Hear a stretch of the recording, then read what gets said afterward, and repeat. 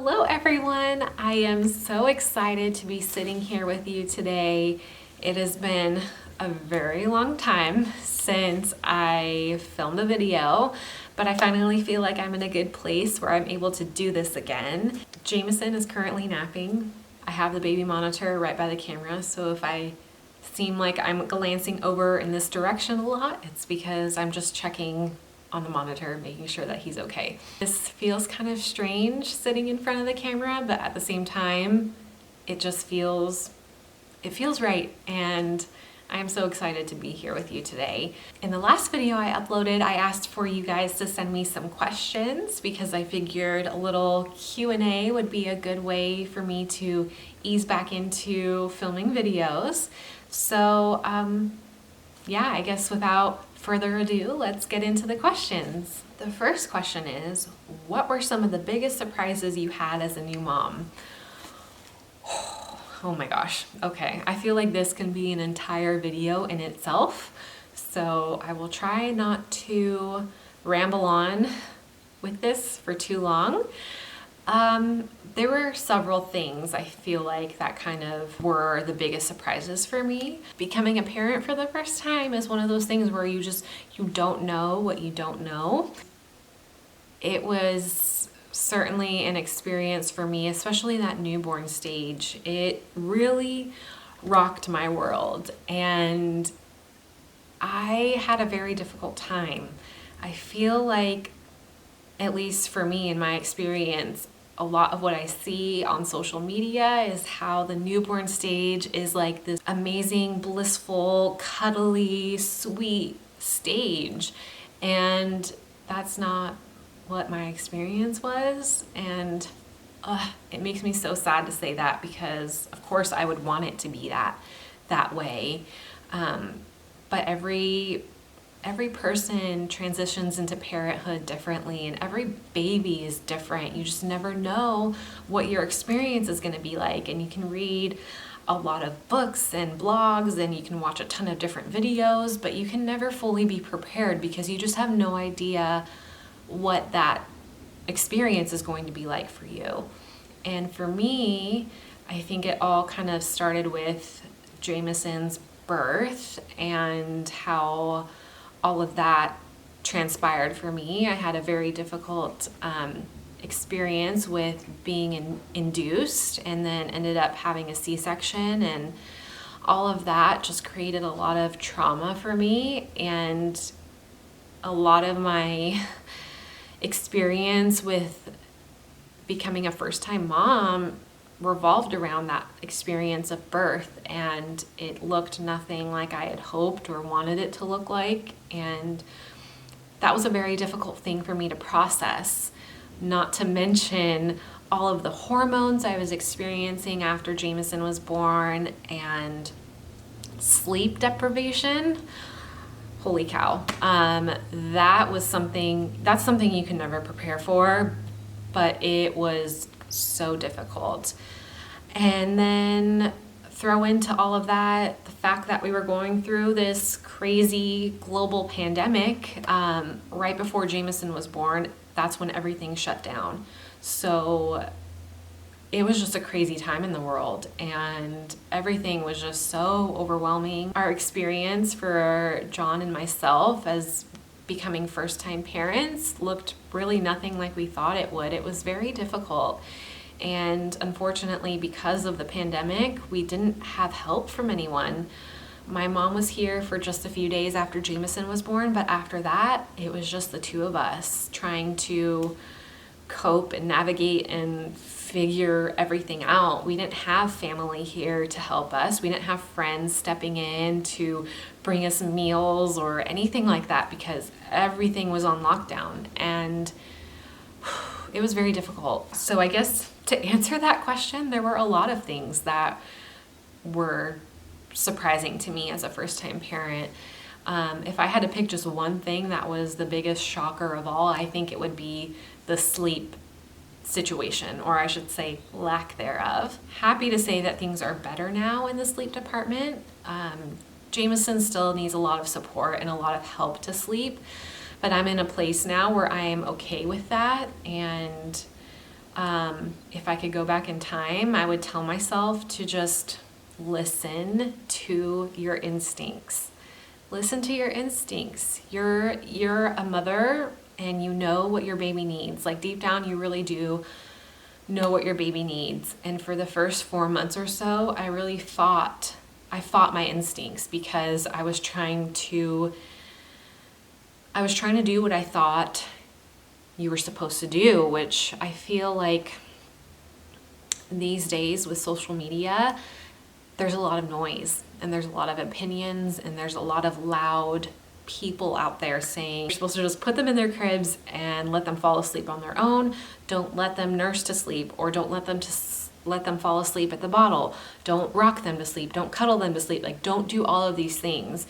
And for the first 4 months of Jameson's life, I really fought that because I don't know, I thought that's what you were supposed to do because that's all I was hearing. And that's not what Jameson needed. And that method doesn't work for all babies. And it certainly didn't work for Jameson. And once I learned to accept that and just parent and mother him off of my instincts, things got so much better. I know not all babies are like that. I know there are plenty of babies out there who have a really easy time with sleep, but that has never been the case for Jameson, and that was the biggest shock for me, I think, out of everything. Okay, the next question is, did I struggle with nursing? Overall, when I think about my breastfeeding experience, it has been a very positive one, and I feel so blessed and so lucky to be able to say that because I know there are so many women out there who really struggle with breastfeeding or who end up not being able to breastfeed for a variety of reasons.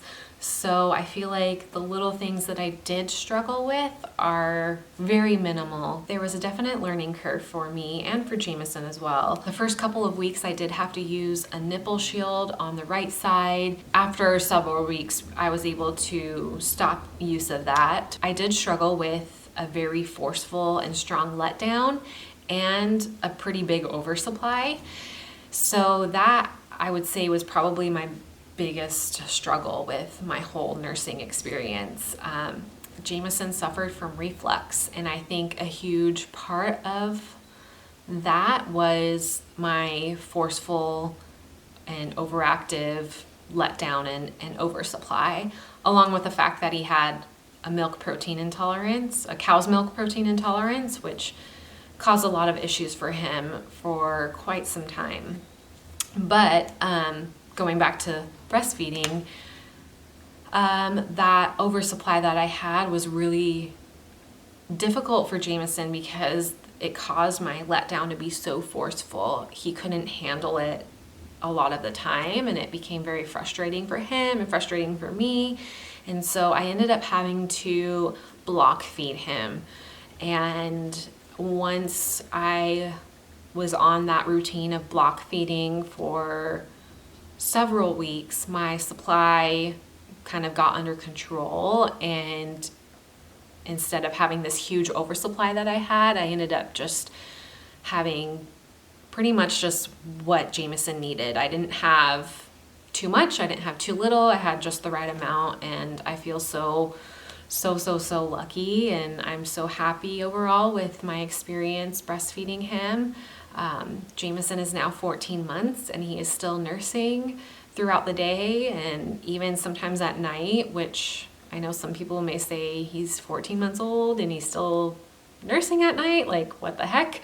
I'm okay with it, and if it works for Jameson and it works for me, that's all that matters. So yes, he's still breastfeeding during the day and at night. Overall, my experience with that has been really, really great. And next question is, how did you decide on his name?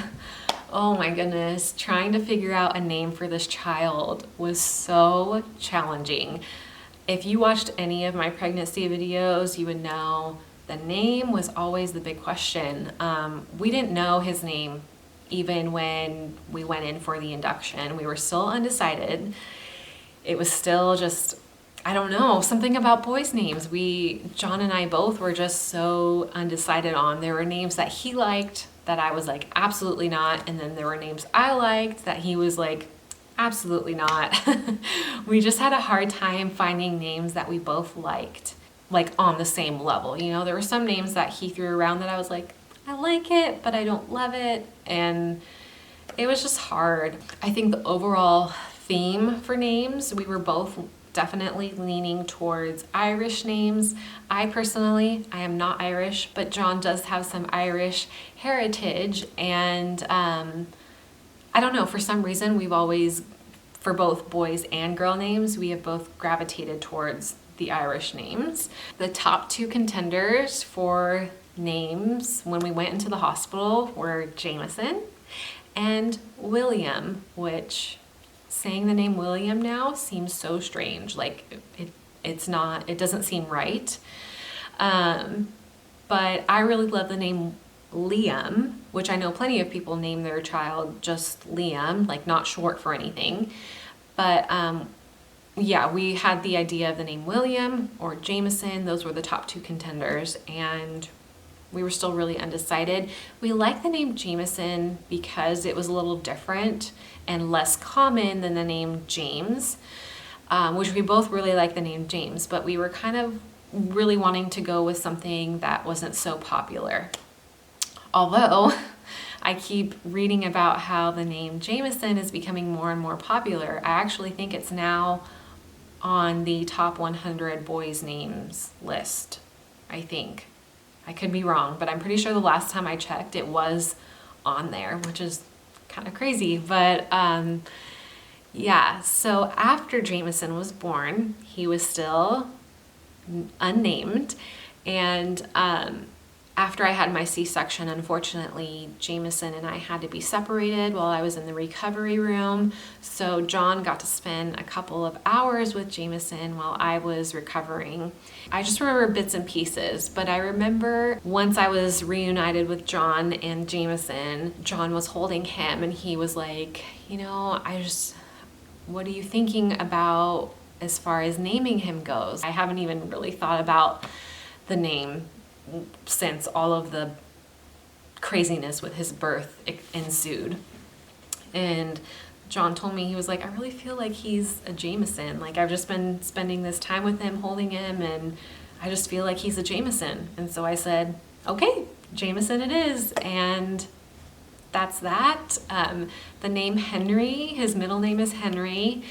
And I love the name Henry. I would have loved that to be a first name, which obviously now it's Jameson Henry, but I love the name Henry. I've always loved that name, but the name Henry is also a family name on John's side of the family. That was kind of like a nice way to incorporate some family ties into his name. That's the little story behind Jameson's name or how we decided on his name. The next question is, I know you said your labor and delivery experience was traumatic for you. Do you still feel like you might try for future children? The answer to that is yes. I'll actually be doing a video soon with a more detailed and in-depth update on that, but yes, despite the fact that my birth experience was not great and not what I had hoped it would be, we still definitely hope to have more children in the future. So the next question is kind of along the same lines as the last one, and it is, would you have another C-section or try for a VBAC with your next child? I 1000% I am like so fired up and passionate about this. I 100%, 1000%, infinity percent, I want to attempt a VBAC.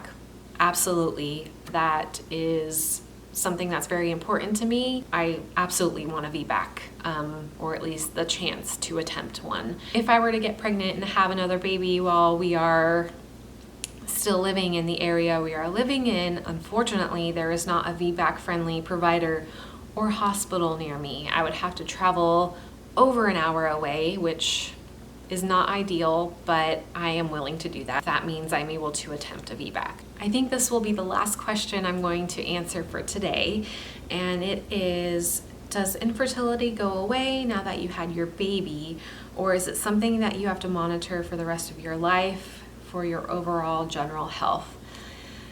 This is a very good question, and one that I entirely don't know the answer to. Ideally, I would love to never have to experience infertility again, but I just don't know. I feel so blessed that we were able to conceive on our own with Jameson. It was after I had surgery to remove endometriosis, so in a way, I still had to have some sort of fertility-related procedure to be able to have a chance at conceiving naturally. And I don't know what that's going to look like the next time around. Given our history of infertility and the fact that I had or have endometriosis, I don't know how long we should try before seeking help again. I definitely don't think we have to wait an entire year of trying like you typically do with when you're trying to conceive the first time around. So given our history, I don't think we have to wait that long, but I don't know how long we have to wait before seeking help, if that makes sense.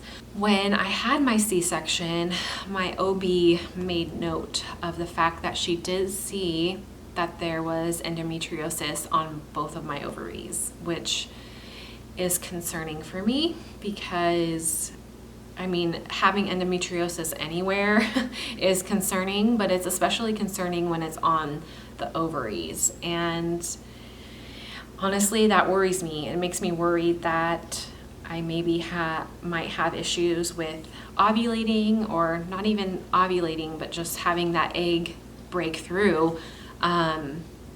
Yeah, I don't know. I don't know what that means, and I'm definitely going to be trying to find out more information about that. Is my endometriosis going to affect our ability to have future children or not? And the answer to that is just, I don't know. It's one of those things where we won't know until we start trying, which I guess, to just be completely transparent with you guys, we have been trying, and I don't really know. I don't know how this journey to a second child is going to go, but you can be assured that I will be sharing with you guys my experience this time around again. Of course, I hope and I pray that we won't struggle to conceive another child, but we don't know. So I guess that's it for this video. If you have made it to the end, thank you so much. Like I said, I am so happy and excited to be here making videos for you guys again. If you have any other questions for me, or if you have any ideas of videos you would like to see from me, please, please, please don't hesitate to reach out and let me know in the comments below. Also, speaking of comments, please leave me a comment and let me know how you're doing. I have missed interacting with you guys, so please leave a comment and let me know what's been going on in your life. Thank you so much for taking the time out of your day to watch this video. I appreciate it so much, and I will see you very, very soon.